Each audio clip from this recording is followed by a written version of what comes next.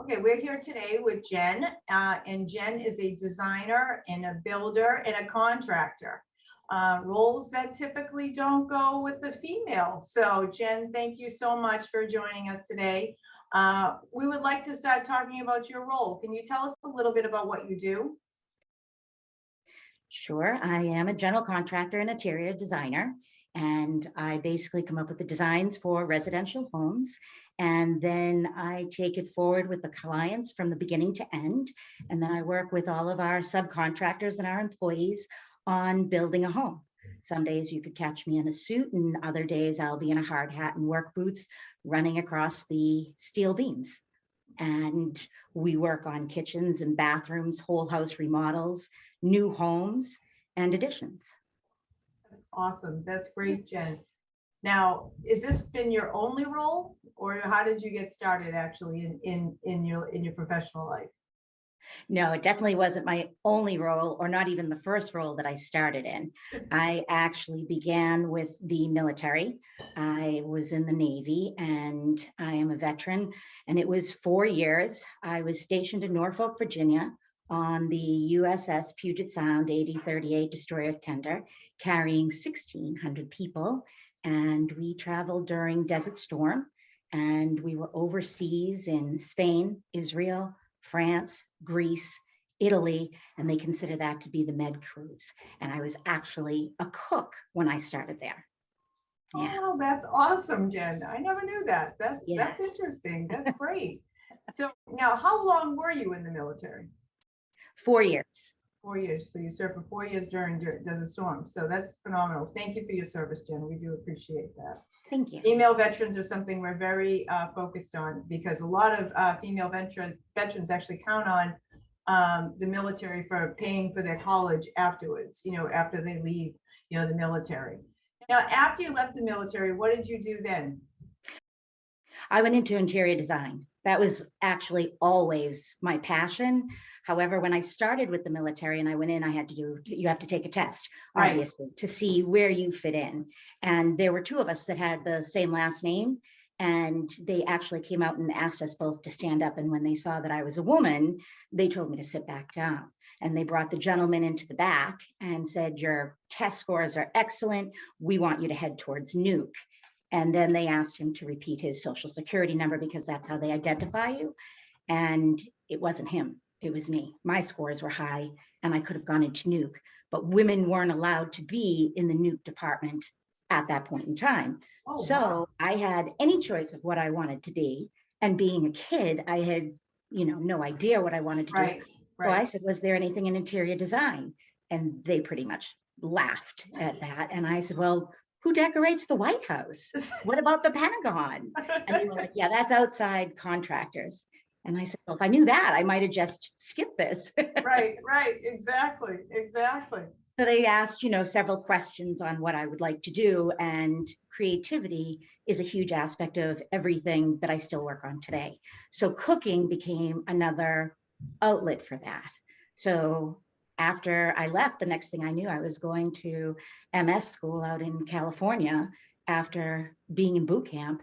And that's where I learned to become a chef. And eventually I was asked to work for the captain, and also asked to go to the Pentagon. But I joined the Navy to see the world. And again, being a kid, turned down cooking at the Pentagon to be in these different countries and to be a part of Desert Storm. Well, you know what? That shows your commitment to the military, to be honest with you, because you could have done something else and ended up staying where you needed to be, which is, kind of protecting our country. So thank you very much for that. Absolutely. So when we think about your career overall, how did you decide on the role that you have today? Because being a designer obviously is one thing, but now you do a lot more than just design. You've got a lot of plans that you have to put together and everything else that goes with that, including carrying 80-pound bags of cement too. Yeah. It actually started out after I got out of the military. I was a single mother and I had my son, and I went back to school for design, and my mother gave me the opportunity to go back to school, and she took care of my son during that time. And I worked crazy hours in between that. So that was really what spawned heading towards it and moving quickly into interior design. And I loved what I did. And I ran into a client after many years of being an interior designer, and her general contractor had taken a very large deposit and hadn't come back. And I happened to run into her, out at Bloomingdale's. And I said, "Oh, how did the kitchen come out? Can I come down and take pictures?" And she started crying. And she explained to me that the GC took the money and ran, and her cabinets were still sitting in a box. So I was devastated for her and feeling responsible because it was my design, and Right. we ordered the cabinets and the expense that she went to. I went down to the building department, started to speak to them.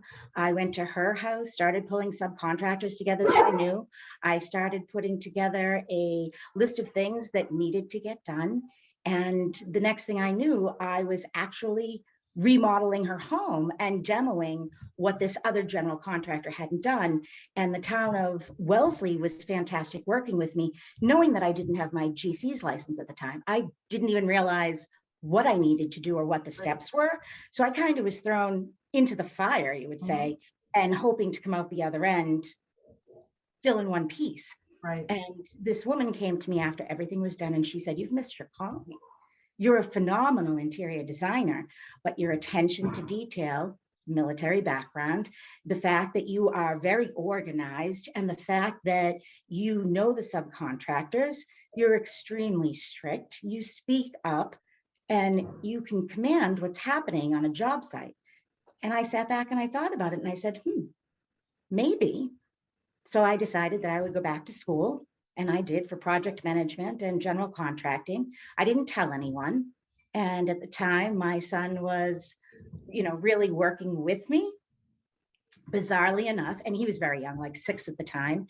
And he said to me, "Mom, you can do anything." So silently, I went and took the test.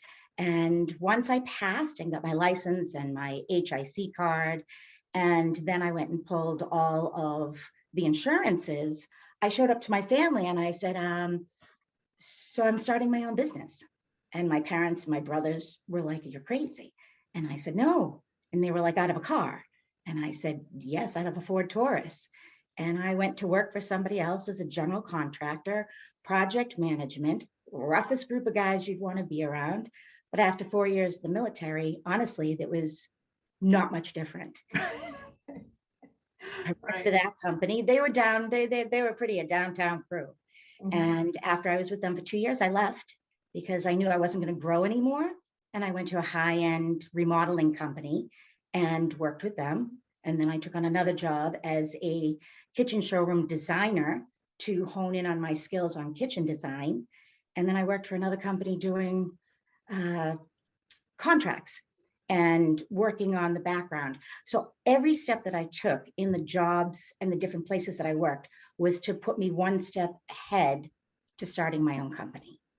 Yeah, you were definitely building the blocks. You were definitely turning around and saying, "Okay, I need this skill set, I need that skill set, I need this skill set." And then you resourced it and really found out how to put all of that together. Because like you say, when you went from, kind of the broad spectrum of knowing, the project management and the contracts and everything else that goes, the contracting that goes around with that, then you hone in on kitchen and design, then you hone in on actually contract management, which is really, detail oriented again, right? Because you're looking through all of those contracts and pointing out, what needs to be done and what might be, a gotcha, if you will, what I mean, when you're signing these things, especially for deadlines and, what the real scope of work is and things like that. You have to be very specific in that. So kudos to you for really going through. And I mean, that's a plan, that is a plan for your career. Yes. So what do you enjoy most, Jen, about what you do today? I still love the interior design. I still love walking into a space, getting to know the client, understanding the players, each person in the family. Who cooks? Are you left-handed? Are you right-handed? Is it a kosher kitchen? Do you need a pantry? How many sets of dishes do you have? And that's just the kitchen, but it also revolves around how your family interacts, who plays sports, what type of piano, just the different things, and where the family is growing, how old they are, how long these things will stay in place, and what happens when the children move out and the parents are still home. Is there downsizing? Should there be an elevator? All of these different types of things. It's really wonderful to feel a design begin from scratch and it's completely different at the end than it looked to begin with, especially in a remodel, or having those type of clients that trust and know your design sense to give you carte blanche to start designing for them. And then once you come up with the design, they come in to add in, well, we never thought about this, or tying in the outside with the inside of the home. The design is still what attracts me to what I do. But I have to say, being on the job, climbing the ladders, carrying the 80-pound bags of cement, bringing in the tiles, talking with the guys, working with them, setting the schedule, seeing it come to fruition is the biggest high possible.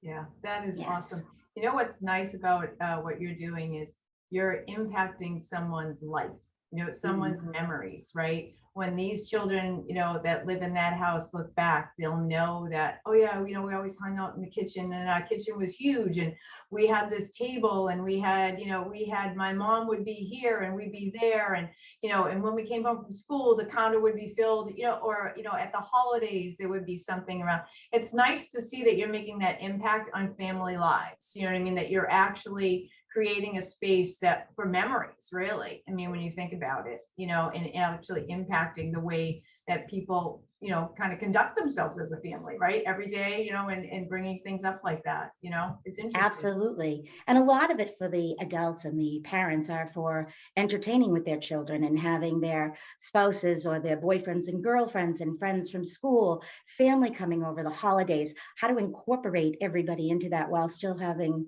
your own space to be able to work. It has to function first, and the aesthetic is the second thing that comes. But you're correct. The memories that are made in there and being that comfortable in that space is what it's all about. Absolutely. Absolutely. So if you had to look back on Jen Cuddy and tell your younger self something, what would you tell your younger self about where you are now? That's a good question. What would I tell my younger self? I guess I would have to say to my younger self, reach for the stars faster. It took me about 2.5 years to actually get up the guts to jump in. It was inside me already, but accessing it and getting up the courage to step out into a man's world and do that work. And I guess I would tell my younger self, you can do this, and believe in yourself and don't listen to anybody else. Yep, trusting your instincts is one of the things that sometimes we all delay because we always are second guessing whether this is the right decision because we, you know, don't have the security sometimes in our own selves to say, I'm just going to do this. I'm going to do this. And if I fail, I fail. If I don't, I don't, you know, but I know I've done it. And that's been, you know, something I know myself. I've held back many times, you know, and think to myself, you know, I should have done that. I should have gone for it. You know, it's crazy when you look back, but I give you kudos for that. Seriously. Now, if you had some advice for younger girls that might want to follow in your shoes, what would it be? I think you just nailed it on the head. Jump out there, do it. There isn't anything you can't do. Work hard, be courageous, speak up, make eye contact, take as many classes as you can, believe in yourself. I truly believe that's half the battle. Empowering our girls to say, you know what? I tried it, I failed. Get up, brush yourself off and start again. It's just like jumping off that swing set and not landing on your feet. You get up, you brush it off, and you do it again. So you get it right. So Jen, if you had 3 words to sum yourself up, what would they be? Full of life. I like that. I love that.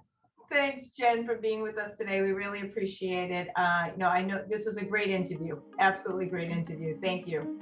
Thank you, Kate. This was an honor.